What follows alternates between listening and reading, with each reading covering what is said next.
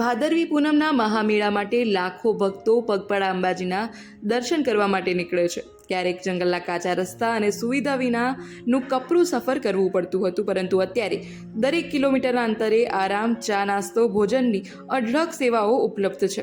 તો જાણીએ પદયાત્રીઓના અનુભવો. પ્રજાપતિ દશરથભાઈ ઈશ્વરભાઈ. ક્યાંથી આવો તમે? હું જામરા ગામથી, ગાંધીનગર જિલ્લો, તાલુકો માનસા. લગભગ હું 15-17 વર્ષથી આવું છું. એ વખતે આવી કોઈ સગવડો નથી. અમે એકલા 5-8-10 જણા આવીએ, બસ એવું હતું. કોઈ કશું નતું, કોઈ સગવડ જ નહીં. અમે આવતા બધા લગભગ 7-8 જણા આવીએ ગ્રુપની અંદર. અમે 2.5 કે 3 દિવસે પહોંચી જઈએ. અને પહેલા જે અંબાજી ચાલતા હતા, અત્યારે જે અંબાજી ચાલે એમાં ફેરફાર શું આમ? ફેરફારમાં તો બધી સગવડો ને બધું થઈ ગયું. એ ફેરફારમાં સગવડો છે, બધી સલામતી બધી રીતે.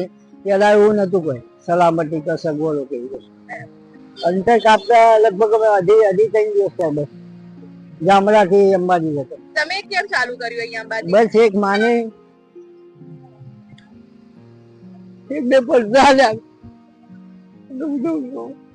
મારા સંતાન હતા, બેબી આવી માને 5 વર્ષ પૂરા કરે એ બસ. આ એટલે મારું છું પૂરું શક્તિ આવે છે પગે ચાલવાની. મને કોઈ ફોલ્લા બોલલા કશું નહીં.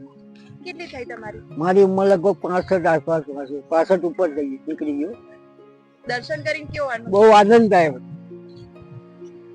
આખું નિરૂપ રહી જાય. તો આવો જાણીએ બીજી બાજુના એવા પદયાત્રીઓ વિશે કે જેઓ હજારો કિલોમીટરનું અંતર કાપીને માત્ર માતાજીના દર્શનની એક ઝાંખી મેળવવા માટે આવે છે. જય અંબે. મારું નામ શંકર દોડી છે. હું ઉમરગાંવ સોલજુંબામાં રહું છું. મારા અંબાજી 9 વર્ષ થઈ ગયા છે. હું સ્કૂલ ટાઈમથી આવતો હતો, 6th સ્ટેન્ડર્ડમાં હતો ત્યારથી હું અંબાજી આવતો હતો. મારી કાંઈ માનતા નથી. હું અંબાજી વખતે બહુ મને સારું લાગે અંબાજી આવતા. આજે હું જોબ કરું, હારી અંબાજીમાં નોકરી અપાવી મને સ્કૂલ ટાઈમથી અંબાજી તરફ. અહીંયા અમે બીજા જગ્યા બી જાય, શિરડી જાય 8 દિવસ વગર ચંપલ જાય, શિરડી જાય, કલગામ જાય, અમારા લોકલ હનુમાન મંદિર. બટ અમને અંબાજીમાં જે સેવા છે, જે કેમ્પ છે બધાના પ્રત્યે, એ અમને બહુ સારા અહીંયા. અને અમારું ગ્રુપ બી બધાને સાથ સપોર્ટ આપે.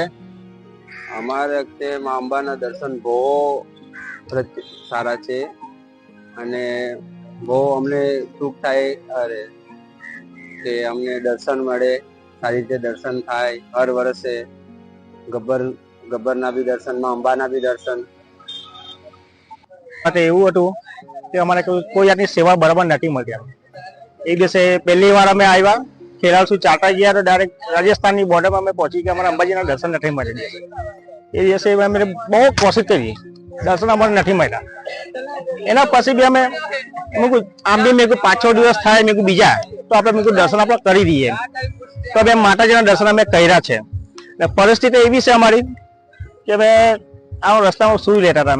પહેલા માણસ ઓછા હતા, આટલો મોટો ગ્રુપ નતો. આજે માતાજીની દયા છે તો આજે મારા મોટો ગ્રુપ છે અને બધી વાતમાં બધું સારું છે.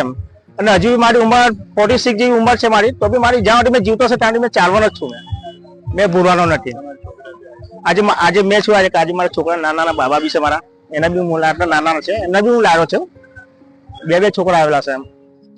પદયાત્રીઓના મત અનુસાર સમય બદલાયો છે, પરંતુ મા અંબેની ભક્તિ અને શ્રદ્ધા આજે પણ એટલી જ અડગ છે. રિંકુ ઠાકોર, લોકલ 18, મહેસાણા.